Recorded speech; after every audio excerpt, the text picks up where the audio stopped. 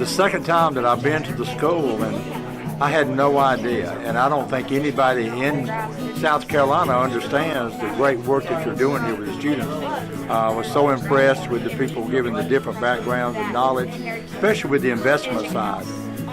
I never thought I was going to hear a speech about investments today, but I think all of you here are doing an outstanding job, and we just appreciate the sacrifice that y'all made, and want you to know the people of South Carolina, McCormick County, and Greenwood County are behind you. Your impression of the students. I mean, you had the opportunity to meet a number of our students today. What's your initial impression of these students? I was overwhelmed by the knowledge that they had and the things they were able to share with us.